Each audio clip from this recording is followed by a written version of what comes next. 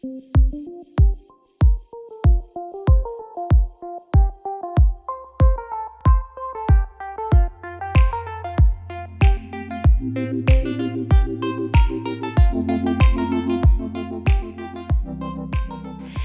es un gusto que nos estén acompañando, simplemente para poner en caja algunas cuestiones de cómo va a ir desarrollándose este panel, y ahora los voy a presentar a nuestros expositores, a quienes le agradezco su tiempo, su disposición para acompañarnos. Es un gusto que estén aquí. Pablo está a la distancia, pero también todos tuvieron una gran predisposición para ser parte de este panel fopeano, de FOPEA. Vamos a hablar sobre este cambio de época que de alguna manera ahí tangencialmente hablamos, ¿no? en los discursos, este cambio de época.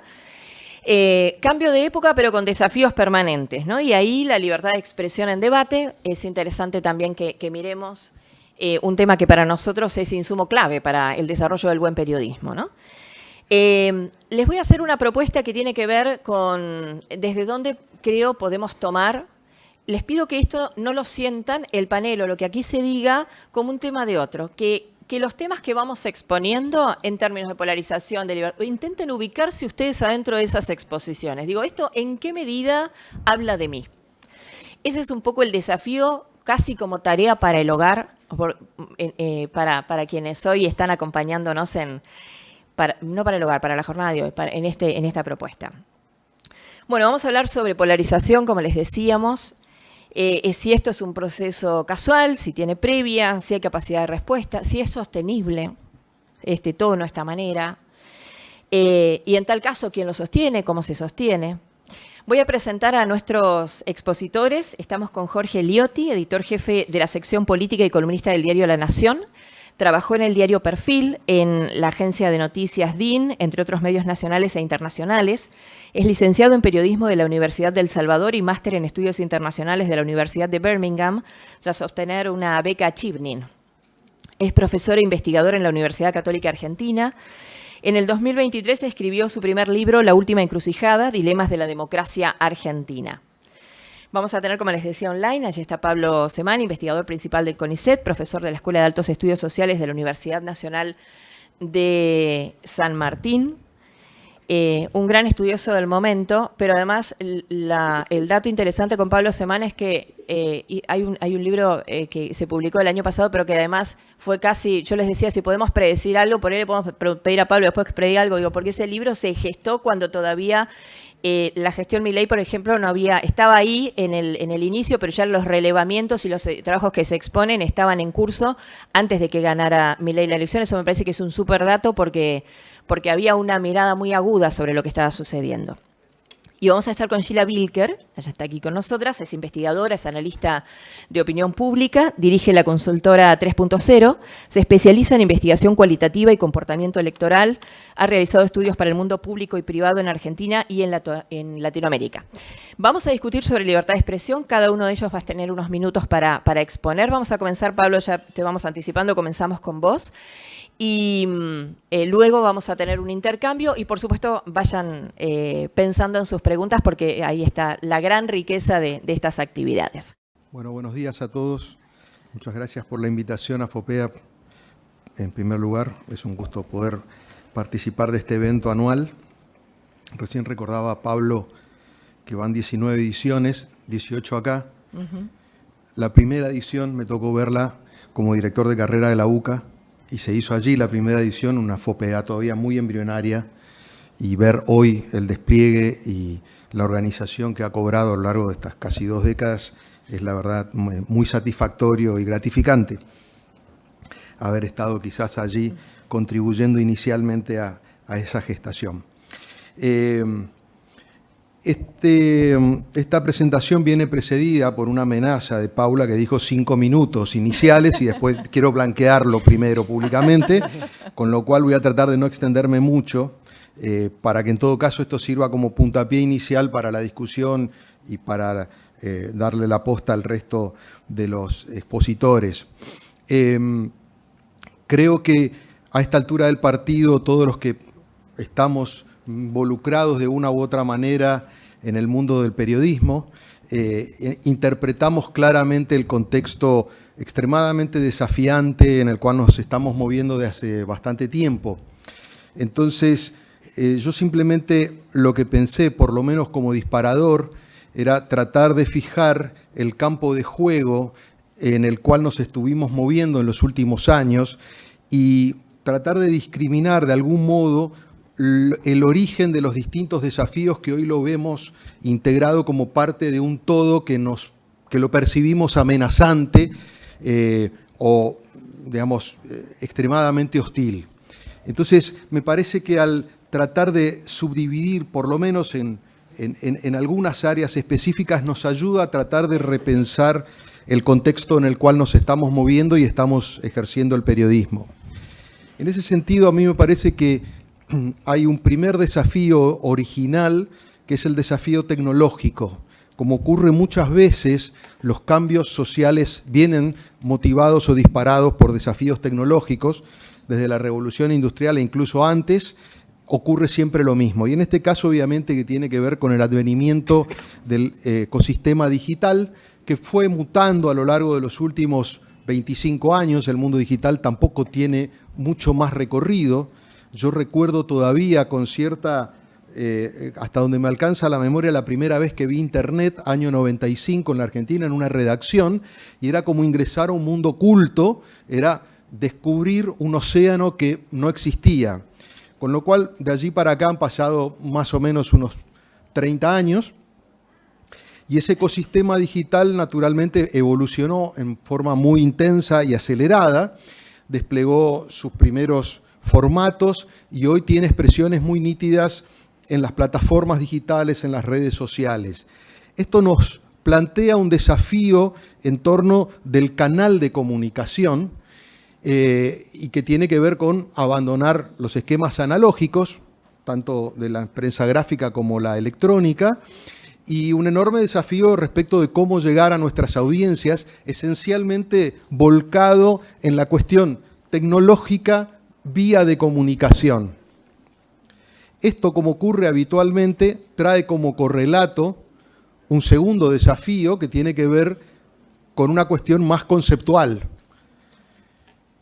Porque si bien el primer desafío tecnológico, los medios de alguna manera lograron adaptarse, el desafío conceptual que trajo de fondo tiene que ver con el tipo de contenidos que se adaptaba mejor a ese nuevo ecosistema digital. Y allí aparecieron obviamente contenidos de otras características, modos de consumo diferentes, mucho más fragmentarios, mucho más acelerados, la posibilidad de acceder a entretenimiento de forma mucho más ágil y abierta y permanente. Y esto sí empezó a de algún modo angostar el espacio que el periodismo, como productor esencialmente de contenidos basados en noticias, ocupaba dentro de la agenda pública. Y en consecuencia, esto fue evolucionando de un modo tal de que hoy cuando nosotros miramos nuestras competencias, no solamente buscamos equipararnos con otros medios, de decir, bueno, debo competir como La Nación contra Infobae, Clarín, TN, etcétera, sino que competimos con plataformas, con redes permanentemente. Se filtran no solamente allí las redes más importantes, sino se mezclan streaming, se mezclan youtubers, es decir, empezamos a competir en otro ecosistema distinto, donde no todos producen contenidos periodísticos, pero que claramente disputan la atención y el tipo de las audiencias, que si bien cada vez dedican más tiempo al consumo de distintos contenidos, no necesariamente eso se refleja en mayor consumo de noticias. Y acá yo creo que vemos el primer fenómeno que para mí es muy troncal y quizás donde debamos empezar a poner la mirada con más atención, después yo voy a remarcar otra, pero parece que esta es la primera, es el decrecimiento en el interés y en el consumo de noticias. Porque contra esa tendencia es muy difícil combatir.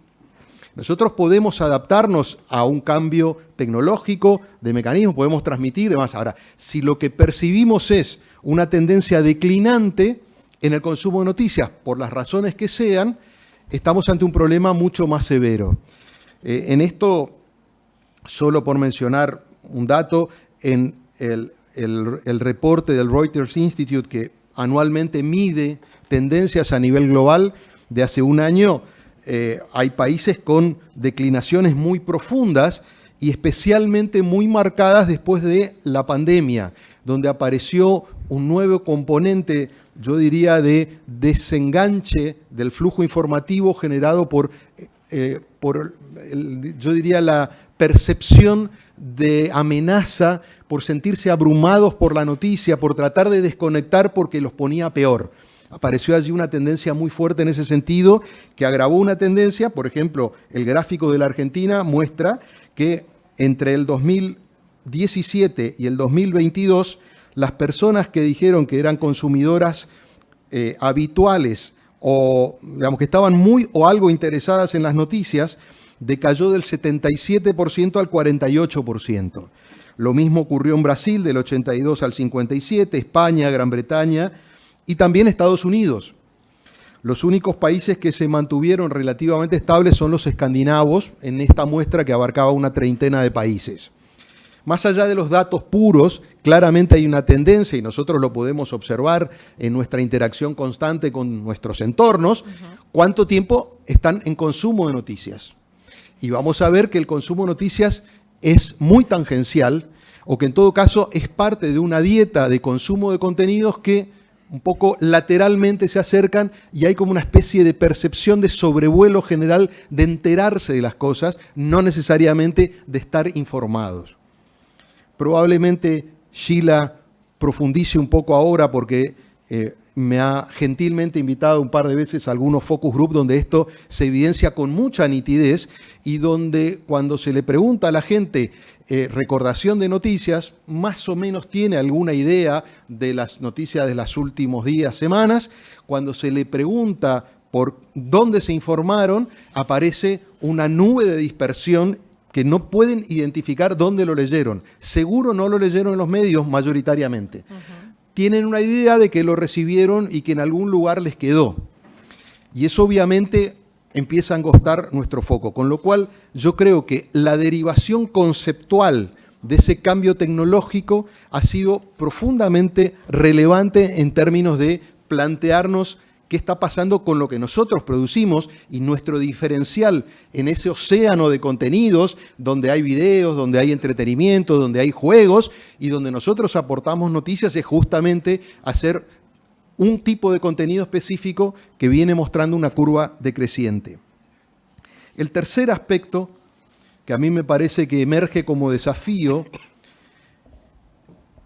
y que allí aparece probablemente la dosis de autocrítica más importante tiene que ver con el cambio de percepción del trabajo periodístico.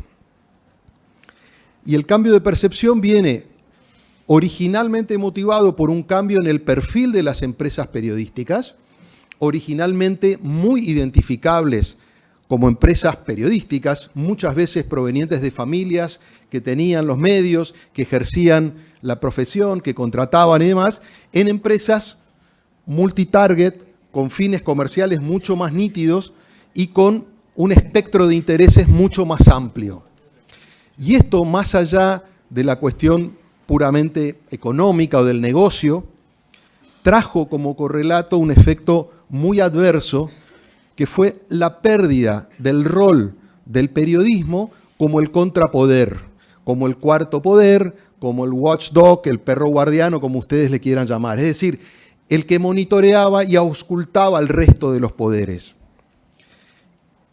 Y esto posicionó a los medios y, en consecuencia, al periodismo como parte del establishment, como parte del poder, como parte del juego de intereses. Y esta percepción es profundamente fuerte y arraigada en sectores sociales muy importantes. Y, en consecuencia, esto empezó a debilitar la base de sustentación que tradicionalmente tenía el periodismo en términos de poder pararse con una estatura y yo diría con ciertos atributos frente a la sociedad desde un punto, yo diría, de cierta, me cuesta decir la palabra neutralidad, pero de algún modo desde un rol con cierta ascendencia para poder decir y lograr credibilidad. Obviamente hay muchos datos vinculados con el tema de credibilidad. Yo traje uno del Edelman Trust, el barómetro, que hace también una medición de distintos aspectos a nivel anual.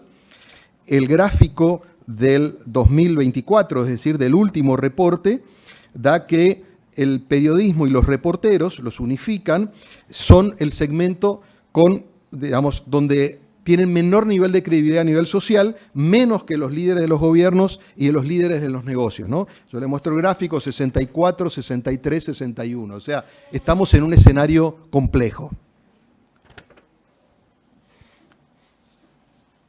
Seguramente Sheila va a abordar lo que dicen sus focus group cualitativos. Es tremendo escuchar a la gente y especialmente, y ahora voy a ir a la cuestión más política, a los votantes de Milei hablar del periodismo. No te voy a spoilear. Me pones en la obligación de hablar de eso. Bueno, no tienen una buena opinión de nosotros. Claramente. O sea, estamos en un problema. Y ahí viene el cuarto desafío, el tecnológico, el conceptual, el del negocio, el posicionamiento de los medios, y que tiene que ver con el plano estrictamente político. ¿Desde dónde se para estos nuevos liderazgos para enfrentar a los medios tan abiertamente? Y quiero aclarar, históricamente, cuando el periodismo ejercía efectivamente su rol, el poder político incomodaba al poder político. El poder político siempre quiso minimizar, correr al poder de los medios, porque obviamente de algún modo desafiaba al propio poder político. Era el que cuestionaba, el que revelaba lo oculto, y en consecuencia siempre fue un factor incómodo. Lo que estamos viendo ahora me parece que es una vuelta de tuerca sobre eso, porque estos nuevos líderes que cuestionan tan abiertamente a los medios, lo que hacen es pararse por encima de este tercer punto que tiene que ver con el descenso de la credibilidad del periodismo. Entonces saben que están martillando sobre un clavo flojo. Es decir, están reforzando la percepción social de que el periodismo no es creíble, de que el periodismo está comprado, de que responde a otros intereses ocultos, especialmente los políticos. En consecuencia, y allí yo creo que anida el segundo gran problema, así como yo marcaba el primer gran problema conceptual es la pérdida de interés en el consumo de noticias, el segundo gran problema es la pérdida de conexión entre el periodismo y la sociedad. En consecuencia, si nosotros tuviéramos que fijarnos un objetivo o una discusión, yo diría no enceguecernos con el poder político, sino enceguecernos con la sociedad. Necesitamos recuperar credibilidad, necesitamos reconectar con una sociedad que empezó a dejar de escucharnos porque dejó de confiar, probablemente por estímulos de intereses políticos y otros, pero nuestro problema es con nuestras audiencias. Nosotros tenemos que buscar recuperar, porque si nosotros reconectamos con las audiencias, logramos mantener o mejorar nuestro nivel de incidencia con un periodismo de calidad profesional y demás, que después si quieren lo podemos discutir y profundizar, el discurso político va a tener muchísima menos entidad. El corazón es ese. En el tanto y en cuanto nosotros confrontamos con el poder político en un contexto de debilidad, el poder político claramente corre con ventaja. Y esto lo llevo para cerrar y no incumplir tanto con tu pedido. Igual sigo abajo de lo que vos hablaste, así que hasta ahí ese es mi límite. Sí, es cierto. En el plano estrictamente local, y quiero ser absolutamente directo, cuando escuchamos ese discurso tan hostil y agresivo, tanto del presidente como del gobierno o de sus actores en las redes, obviamente operan basados en la absoluta convicción de que nos encuentran débiles. Y es parte de un modus operandi que se refleja en todos los planteos. Cuando el gobierno o el presidente habla de las ratas del Congreso, está basado en la misma convicción. Es decir, nos está poniendo como parte de un sistema que es parte del pasado, que es un sistema corrupto, permeado por la política para la autosubsistencia. Y ese no es nuestro lugar. En consecuencia, ha sido exitoso, por lo menos en los términos de su propia audiencia o de sus votantes, en términos de plantear este marco de referencia. Creo que es el peor marco para nosotros como periodistas y el cual deberíamos tratar de corrernos para volver a la senda que nos permite ser nuevamente quienes monitoreamos el poder y podemos con cierta autoridad, porque la autoridad del periodista es delegada por una sociedad que cree en nosotros poder establecer ese tipo de mensajes. Entonces, acá el problema no tiene que ver con el periodismo, tiene que ver con una puja de poder.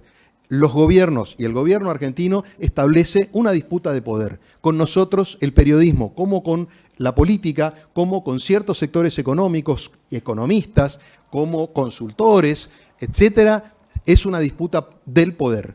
Y en consecuencia, no ese es el lugar en el que nosotros tenemos que situarnos.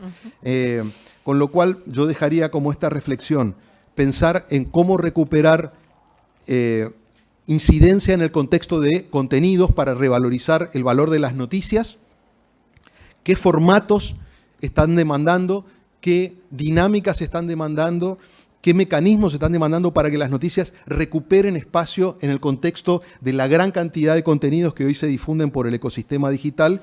Y en segundo lugar, reconectar con la sociedad, con la opinión pública, recuperar credibilidad, porque eso es lo que nos va a fortalecer. Gracias, Jorge. Muy bien. Gracias a ustedes por la invitación, gracias a FOPEA.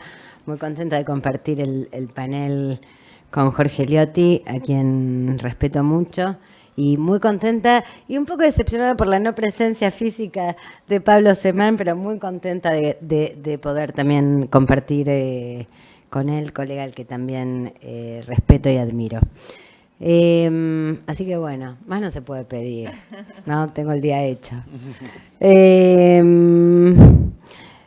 Bueno, Jorge, me pusiste en un brete, que es contar un poco lo que se plantea en los grupos, porque la verdad que tomé también tu consigna de los 5 minutos y la pregunta que había preparado un poco es, bueno, el periodismo no se ejerce en el vacío, ¿cuál es ese entorno, ese ambiente en el que el periodismo, las posibilidades del periodismo hoy, ¿no? Digamos, ¿cómo es ese contexto?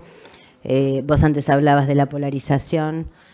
¿Cómo es ese contexto que hoy condiciona, sostiene, nutre? Bueno, básicamente, ¿qué está pasando? ¿Qué está pasando en la vida social?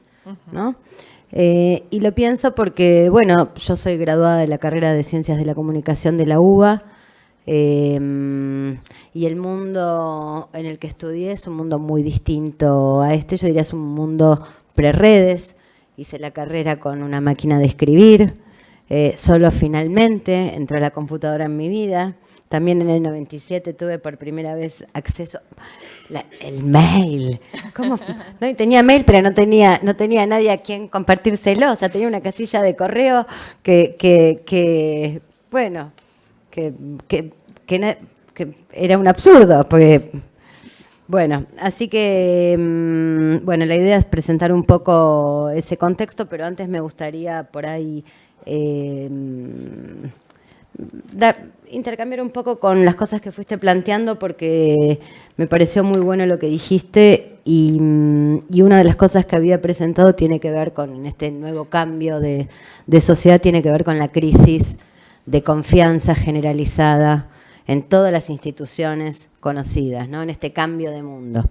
Y cuando digo crisis de confianza en las instituciones, estamos hablando de el periodismo, pero también los políticos, que es el clima antipolítico, también figuras sagradas como los médicos, la policía, las maestras, los profesores.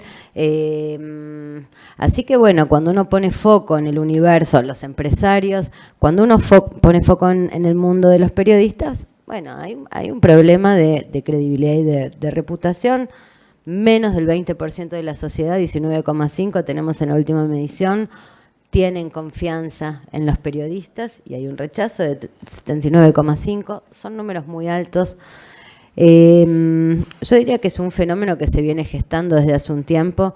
Yo creo que vos diste en el clavo cuando planteabas esta idea del vínculo de Milei con el periodismo en relación con dar. Vos dijiste el clavo flojo, ¿no? Digamos, martillar el clavo flojo. Digo, a ver, el problema de la crítica funciona, o sea, esa crítica funciona porque funciona sobre una crisis reputacional. Entonces hay una debilidad del mismo modo que la crítica antipolítica funciona, porque hay una crisis reputacional, de credibilidad, de confianza intensa. Y esto es parte del entorno, del universo en el cual se ejerce, o del ambiente en el cual se ejerce el peronismo. El periodismo. Sí, me equivoqué. Pienso políticamente. Así que bueno, ese es uno de los elementos. El otro elemento es que, y creo que es algo también que forma parte del nuevo contexto, tiene que ver con, vos recién hablabas de los nuevos, más consumo de contenidos pero menos de periodismo, ¿no? Digamos, donde ese fenómeno del infoentretenimiento, que es el universo en el que yo me crié, digo, como que la parte de entretenimiento cada vez tiene más forma. Y hay algo interesante que nosotros venimos viendo en términos de investigación, que es cómo se consumen las noticias. Y descubrimos cosas que nos llamaron bastante la atención, que es que en muchos casos los memes terminan siendo llamadores para las noticias, ¿no? Digamos, entonces vemos que un segmento juvenil muy amplio dice, vi un meme, vi un segundo meme, vi un tercer meme, dije, voy a ver qué pasa. ¿No? Digamos, como si la dinámica memética y esa nueva, un meme es una concentración de sentido muy intensa, ¿no? Digamos, y esa vocación por comprender qué es lo que pasa, bueno, moviliza un comportamiento bastante proactivo, que es ir a buscar la noticia, pero es una noticia que se va a buscar no con un estado de situación que es, quiero estar informado, sino, no entiendo lo que pasa. Y lo que no se entiende es justamente ese universo que es más del info, sí, que es del entretenimiento. El otro elemento que por ahí es interesante para destacar de las cosas que estamos viendo en investigación es el consumo de noticias sesgado, ¿no? Digamos, una preferencia por escuchar lo que nos gusta, lo que nos interesa, lo que coincide con nuestras ideas.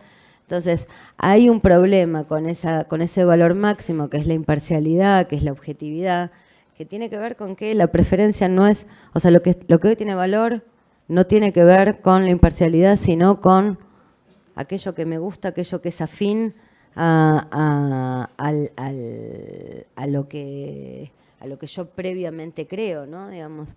Entonces, me parece que ahí hay un segundo elemento. Un tercer elemento es que las redes, en la imaginación y en el consumo de noticias, vienen a subsanar muchas veces los vicios del periodismo, digo vicios en términos de percepción social, ¿no? Digamos, lo que parece como un fenómeno crítico. Y me parece que ahí hay como una idea de nunca más viva que ahora la libertad de expresión, porque valen todas las voces, pero al mismo tiempo hay una disolución, hay yo diría una disolución de la idea de las grandes audiencias, de la audiencia, y esto también tiene que ver con que ya no vivimos en un mundo homogéneo, en un solo mundo, ¿no? El otro día una persona me preguntaba cuál es la diferencia entre la escena actual y la escena de Grieta, que también es una escena tremendamente agrietada y de fractura, ¿no? Por lo menos en Argentina lo vemos igual en toda Latinoamérica, lo vemos en todos lados, y lo vimos recientemente en las elecciones en Estados Unidos. Y me parece que hay una diferencia, y me gustaría contarles un poco qué era posible hacer en términos de investigación, que es una pauta de esa transformación. Hasta el año 2008, cuando hacíamos investigación con grupos focales, los grupos focales siempre implican trabajar segmentos, focalizar en determinados segmentos sociales. Podíamos hacer grupos integrados que funcionaban bien, de personas ordenadas por sexo, por edad, por nivel educativo, por zona de residencia, independientemente de su filiación política o su preferencia política. A partir del año 2008, crisis del campo, empieza a producirse en Argentina una grieta muy intensa. Bueno, empezó a aparecer el criterio de segmentación política para los grupos, porque era imposible articular, juntar segmentos, o sea, no avanza la conversación, se trababa, ¿no? Digamos, o sea, la pelea, la tensión, básicamente la grieta, lo que conocemos como grieta. Hoy creo que lo que hay es un fenómeno de, gracias Jorge, un fenómeno de, no quiere, un fenómeno de fractura que es básicamente, no es que no nos ponemos de acuerdo sobre lo que queremos para el futuro, o sobre lo que queremos para el futuro, sobre las distintas posibilidades para nuestro porvenir, sino que directamente hay una tensión o una dificultad para caracterizar y compartir mundo. Entonces creo que la fractura básicamente es eso, ¿no? Digamos, o sea, mundos distintos, una sociedad partida donde es muy difícil, digo, no es que no nos ponemos de acuerdo sobre cómo encarar. La caracterización, la experiencia, la descripción de lo que hay, el modo de experimentar lo que hay, va por carriles distintos y, por supuesto, la escena política en esto tiene mucho que decir.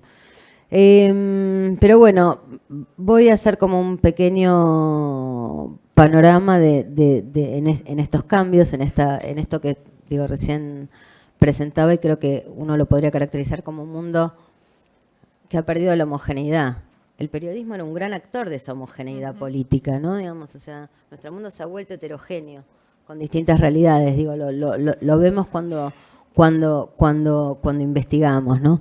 Entonces, nada, quisiera dejarles 2, 3 ideas de distintos relevamientos de cosas que estamos viendo. Lo primero es, bueno, de la mano de esto que decía grieta versus fractura, o este devenir hacia la fractura social, bueno, nosotros estábamos acostumbrados a ver que se demandaba cambio, ¿no? Que cambio continuo era un concepto muy importante para ordenar la política, para ordenar qué es lo que estaba pasando con la dinámica política.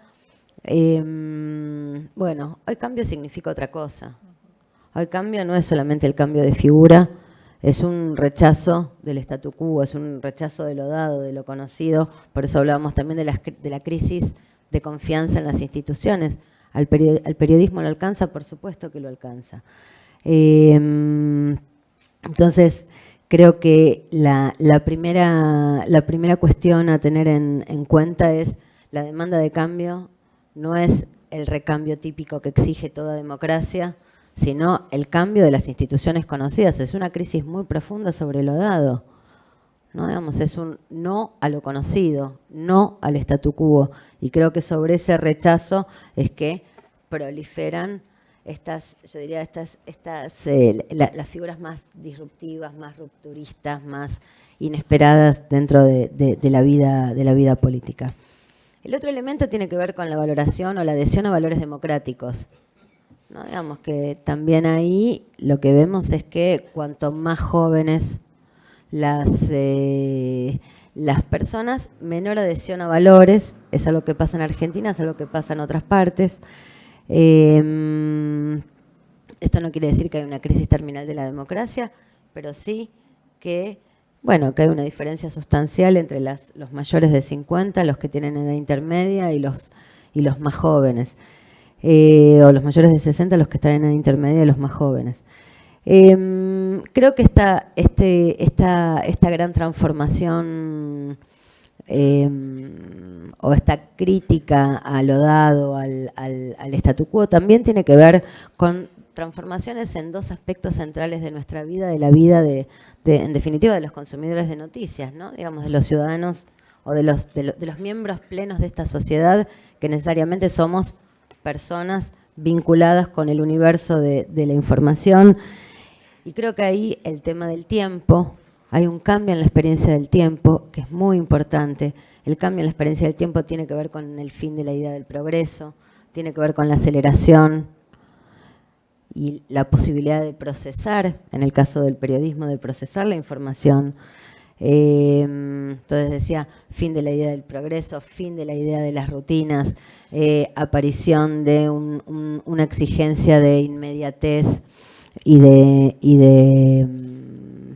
de inmediatez y de superficialidad, ¿no? Digamos, como vos hablabas del el carácter argumentativo que muchas veces ha tenido el periodismo. Bueno, el periodismo en muchos casos, no digo en todos los casos, se ha vuelto o sea, tengo la impresión de que hay una generalización del sensacionalismo, que además es una necesidad que tiene que ver con el nuevo desafío tecnológico, ¿no? Digamos, porque es una sociedad mucho más emocional, con menos tiempo, o sea, con más inmediatez, y creo que ahí hay una tensión, hay un desafío al periodismo clásico. Y el otro elemento es la disolución del mundo del trabajo, ¿no? Digamos, que es lo que abre el trabajo, que también es un gran ordenador, como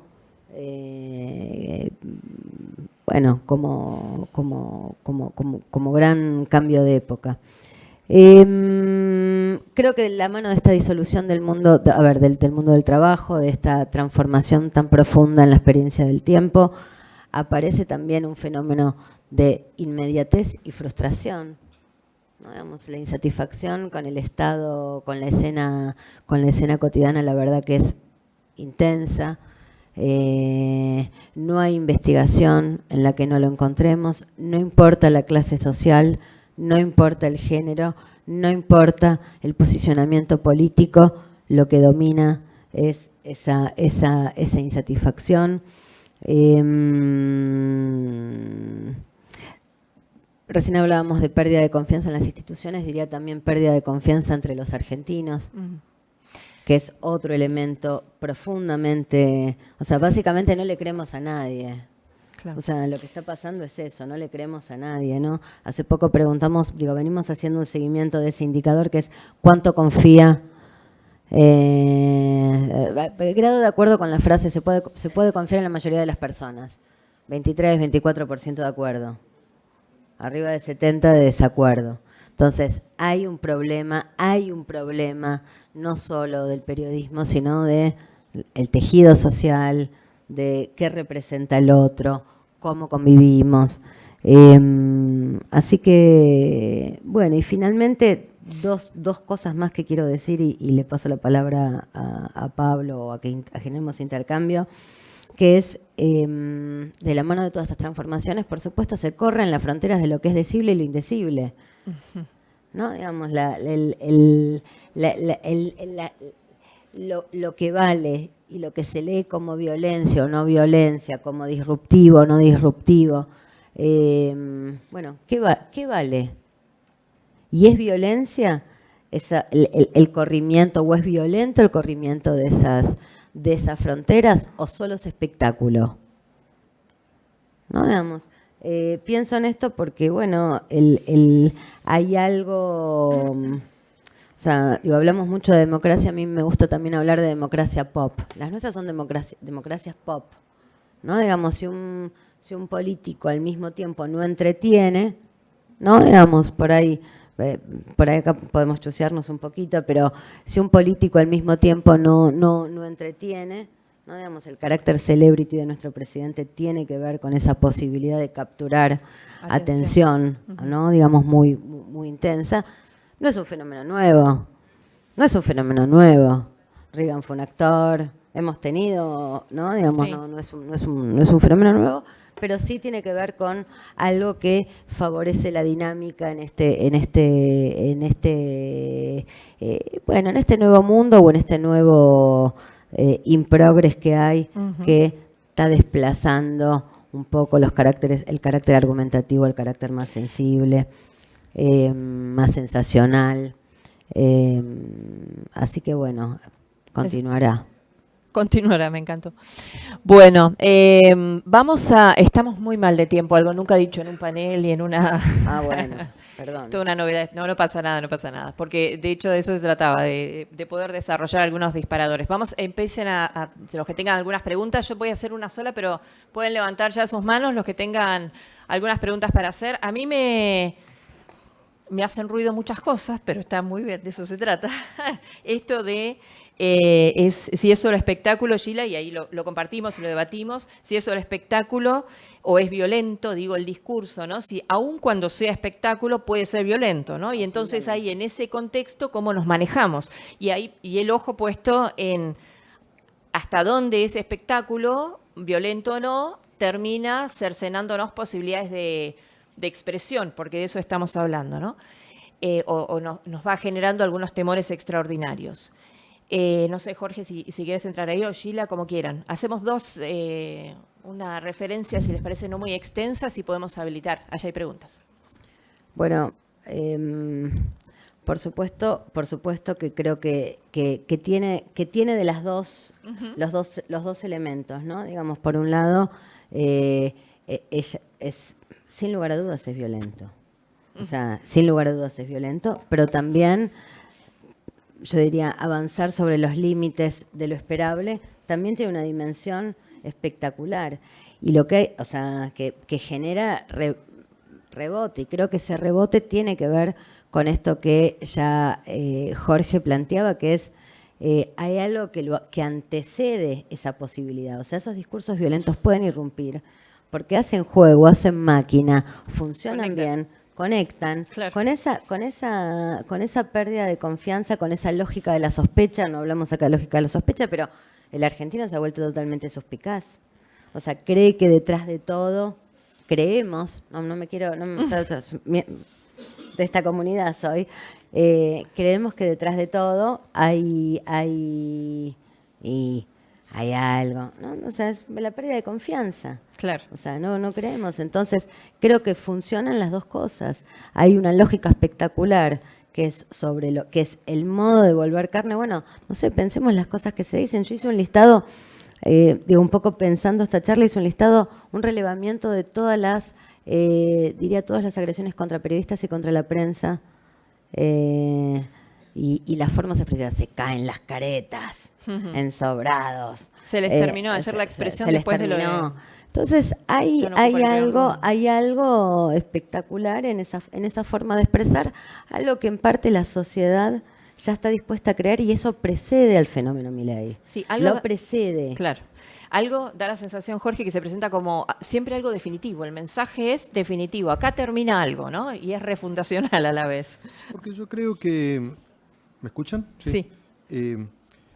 Creo que hacia la esencia misma en este caso, el fenómeno Milei, tiene muchas analogías con Trump. Milei es eso y fue votado para eso. Sí. Por eso, a veces hay un encantamiento con el personaje Milei por su excentricidad, por sus exabruptos, pero Milei encarna la resultante de un proceso social tremendamente profundo y de una dimensión que yo no he visto nunca, que es el estado en el que llegó la sociedad a la elección del año pasado.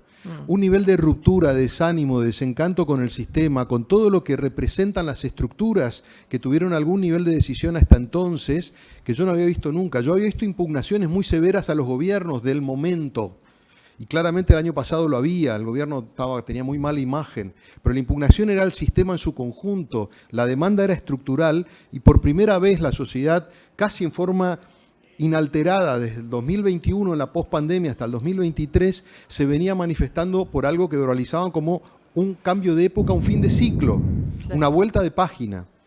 En ese contexto, Milei tiene sentido. Milei responde a esa demanda que la antecede. Y Milei necesita permanentemente, porque es parte de su identidad política, es lo que le demanda su electorado y sus audiencias, necesita mostrar enojo, necesita mostrar ira, porque él encarna el enojo de una sociedad que está muy enojada, muy desencantada. Aunque después mande a sus interlocutores a hacer política pragmática, claro, a negociar, porque necesita sacar las leyes, necesita llegar a mínimos acuerdos, pero al mismo tiempo, en un plano diferente, mantiene esa actitud permanente antisistema, al punto tal de que, si nos fijamos, permanentemente da la sensación de que él sigue librando una batalla como un gladiador incansable contra los poderes. Él es el poder. Sí, claro. Él traslada el foco de combate hacia los otros poderes. Es decir, él sigue de alguna manera en un modo casi de justiciero, como un candidato, hablando de un poder que le es externo, los poderes externos. Y le resulta muy funcional, se debate mucho menos del ejercicio del poder de Milei en sí mismo, de lo que él representa o lo que hace, de ese combate contra los poderes establecidos. Pero porque otra vez trabaja sobre una fisura social que lo precede y que fue extremadamente profunda. ¿Tenemos preguntas para allá, Amelia? Acá hay más. Y no vamos a tener mucho. Una me dice, es Terminator, les digo, nuestra directora ejecutiva. Si dice una, es una. Espero que sea buena entonces. Adelante. Bueno, buen día, gracias por los aportes. Más cerquita. Perdón, me quedé en particular con algo que dijo Gila respecto de la inmediatez y de los datos y tengo dos dudas al respecto. Una tiene que ver con la generación de los datos. Muchos investigadores hablan de que asistimos a un paradigma del devenir informacional. Todo es dato, cualquier cosa es dato, una aplicación es dato, un tweet es dato. Lo vemos mucho en política, hoy se hacen notas con tweets, con un pequeño like, si retuiteó o no retuiteó, es información o no. Sin embargo, que sea dato no significa que para nosotros periodistas eso sea información relevante y mucho menos que sea verdad. Y también la famosa frase de dato mata relato. Entonces, ¿qué hacemos en una situación, en una coyuntura donde todo puede ser datificado justamente, donde todo puede ser insumo para hacer una nota, pero que no necesariamente eso va acompañado de si es algo ético, si suma, si no suma, y por otro lado, si es o no representativo. A veces hacemos algo con un pequeño dato que en realidad no muestra una verdad. Eso y por otro lado, ¿qué hacemos justamente con esa disputa en torno a la verdad? Que me parece que es otro de los ejes que está en disputa. Gracias. Bueno, yo el que hacer, Jorge, te lo voy a dejar a vos, porque el que reflexiona sobre la práctica, yo reflexiono sobre la práctica del encuestador, ¿no? Digamos, sobre los límites de mi práctica profesional. Así que el que hacer te lo dejo a vos, pero sí quiero decir dos o tres cosas de esto que vos planteás. No hablamos acá de caos informacional, que tiene un poco que ver con esto, y es algo que también se ve en la investigación muy activamente. Yo diría, nunca vi tanta confusión social como ahora. Un caso de esto, por ejemplo, el caso del tema de el financiamiento educativo, es muy claro, ¿no? Digamos, ahí lo que nosotros, por ejemplo, encontramos, pero es solo un ejemplo, pero esto lo vemos en muchos lados, personas que a priori dicen, no, por supuesto, educación pública, financiamiento educativo superior, financiamiento para el segmento superior de la educación, sí, sin lugar a dudas, pero, y en cual y piensen que nosotros escuchamos, después del pero siempre viene la verdad, ¿no? Digamos, pero, sí, indiscutible, pero ¿qué pasa con los primarios? ¿Qué pasa con los secundarios? ¿Por qué antes no se quejaban? Se tienen que dejar auditar. Todos esos discursos coexisten en simultáneo. ¿No? Todo ese coso informacional, ¿no? Digamos, no termina de decantar, sobre todo en los electores más cercanos al gobierno, ¿no? Digamos, los segmentos más cercanos al gobierno, no solo electores. Bueno, ese coso informacional tiene que ver con esta proliferación, o sea, quiero tenerme en la palabra caos, proliferación de información sin jerarquías. El periodismo ayudaba a ordenar la tapa, algo que el periodismo hoy digital no tiene, que es, tiene el home, ¿no? Digamos, pero hay gran dificultad para establecer la jerarquía, ¿no? Digamos, la tapa jerarquizaba. Hoy me parece que eso no está, que esta confusión o este caos es parte de cómo circula hoy la información. También, algo de lo que vos contabas de vemos un tuit, bueno, hay una red en particular que es el Twitter, que se convirtió en el ágora pública, o sea, en el área donde, el hablar, para que un político hoy habla, se expresa por Twitter. Sí. Entonces, no podemos dejarlo de lado. No es que es una decla en un medio. No, es el lugar donde la cosa sucede, por lo menos creo yo. El tema es qué hace el periodismo con eso, y ahí el qué hacer, que fue el corazón de tu pregunta. ¿Qué hacemos con eso? Dijiste, ¿qué hacer? No sé, Jorge. Te devuelvo la de los focus group. Ella teoriza y me dice, vos arreglalo. No sé, fíjate.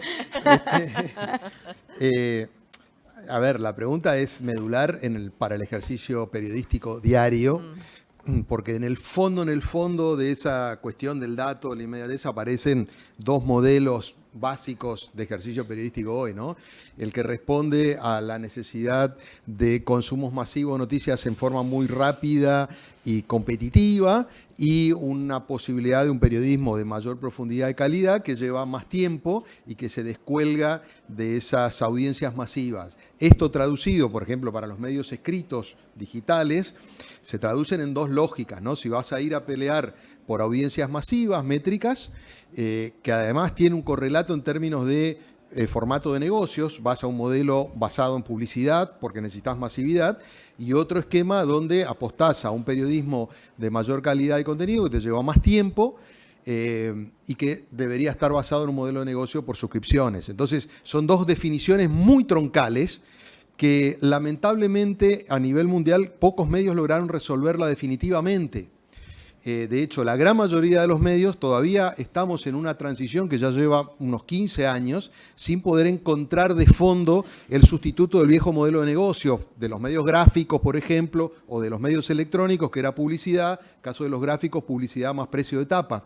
Entonces, hoy estamos conviviendo con una tensión de modelos de negocio que todavía no terminan por sí solos de sustentarlo, ni suscripciones, ni publicidad, que en el fondo te llevan a esa cuestión. ¿Por qué? Porque traducido a la demanda de la redacción, te lo digo por estar todos los días 12 horas en la redacción resolviendo qué hacemos con situaciones como esa, y lo que ocurre es todos terminamos corriendo desesperadamente para tener lo mismo, porque no podés dejar de tenerlo, porque si no perdés las métricas, si perdés las métricas te corres, pero al mismo tiempo sabemos que no le estamos ganando a nadie con eso ni haciendo ningún aporte. Entonces, ¿cómo construimos sobre eso? Entonces, hace bastante tiempo en el periodismo estamos en una tensión que no nos permite definir porque necesitamos hacer las dos cosas. Entonces, hasta ahora eso se ha resuelto con un equipo de breaking que hace el dato inmediato de lo que sale en la tele, en las redes y demás, y un equipo de las secciones de cada área al viejo estilo de los medios gráficos que procesa y busca darle un valor. Ahora, cuesta para muchos, sobre todo para los que vienen trabajando desde hace más tiempo, hacer entender, primero, que la velocidad es importante. Dice, ¿para qué corremos? Bueno, si no corres, nos traes en los buscadores, si no traes en los buscadores, perdiste. Y al mismo tiempo cuesta entender que sobre eso hay que construir otra cosa, que es un porqué, que es un para qué, un qué hay de fondo, de quién fue la idea, cómo se instrumentó. Y eso es valor agregado, eso lleva tiempo y probablemente se produzca 4 o 5 horas después de la declaración.